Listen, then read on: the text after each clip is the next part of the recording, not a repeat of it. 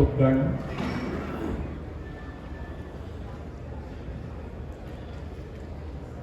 आज हम सभी एक विशेष आनंद का अनुभव कर रहे हैं कि हमारे ब्रज क्षेत्र में अत्याधुनिक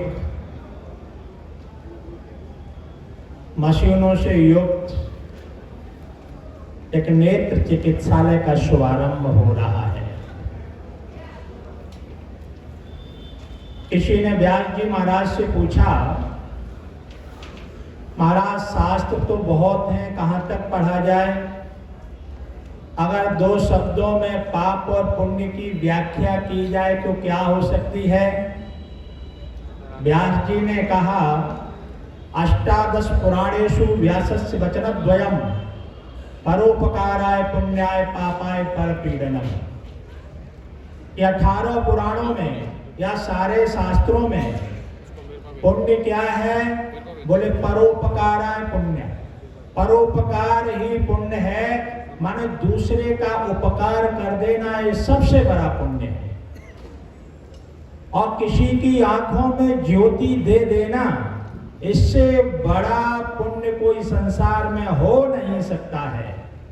किसी के जीवन में रोशनी ला देना, जीवन का अंधकार खत्म कर देना, इससे बड़ा कोई पुण्य नहीं हो सकता है। और इस महत्वपूर्ण कार्य में हमारे संस्था के महासचिव श्री सुनील शर्मा जी लगे हुए हैं। और उससे भी विशिष्ट जिन लोगों का सहयोग है, अगर हम चाहें एक हॉस्पिटल खड़ा कर लें, बड़ा मुश्किल काम है, लेकिन खड़े हुए हॉस्पिटल में एक एक आहुति तो हम दे सकते हैं। यज्ञ का करना, आयोजन करना असंभव है, लेकिन एक आहुति देना बड़ा आसान है। हॉस्पिटल तो खड़ा हो गया, और उसमें आहुति की आवश्यकता, इतनी आहुतियां दी कि 84 करोड़ का काम, एक और बिल्डिंग खड़ी हो गई है। और बंधुओं ध्यान रखना, जो है यहाँ छोड़ करके जाना है, साथ कोई लेकर के नहीं जाता है, सारा का सारा यही रहता है। परमात्मा ने जो शक्ति दी है, जो संपदा दी है, जो सामर्थ्य दी है, वह समाज के लिए दी है। इस संपत्ति समाज के उपयोग के लिए है। आपकी जो शक्ति है समाज के उपयोग के लिए है, संपदा सारी समाज के लिए है। समाज की वस्तु को समाज को दे देना है सबसे बड़ा पुण्य का कार्य है। और इस कार्य को बखूबी आप सभी कर रहे हैं। अगर कोई अमर है, सारा का सारा नाशवान है, यही रह जाएगा। कहते हैं कि व्यक्तियों को अभिलाषा होती, मेरा पुत्र हो, आगे नाम बढ़ाएगा। हर व्यक्ति को अपने नाम की आवश्यकता होती आगे बढ़ाने का।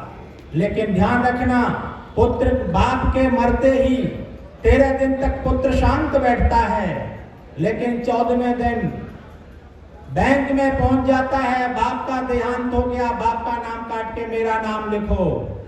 नगर पालिका में पहुंचता है कि मकान बाप के नाम था, बाप का देहांत हो गया, मेरा नाम लिखो। पिता का नाम जहां जहां होता है, पुत्र वहां वहां से नाम कटा देता है। तो पुत्र कहां नाम को बढ़ा रहा है? लेकिन ये जो संस्थान है, ये जो हॉस्पिटल है, इसको दिया हुआ दान ये परमात्मा के खाते में लिख गया है। और जो खाते में परमात्मा के में लिखा जाता है वह कभी मिटता नहीं है। शरीर भले मिट जाए, जीवन भले मिट जाए, तुम भले चले जाओ, लेकिन तुम्हारे द्वारा दिया हुआ दान ये कभी मिटने वाला नहीं है। ऐसा दान कि जिसकी ब्याज गति इतनी ज्यादा होती, चाहे तुम किसी भी योनि में हो, किसी भी लोक में हो, किसी न किसी रूप से उसका ब्याज तुम्हारे पास पहुंचता रहेगा।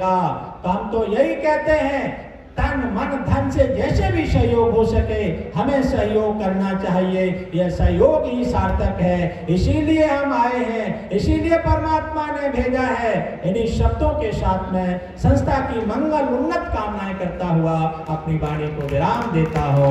जय श्री राधे।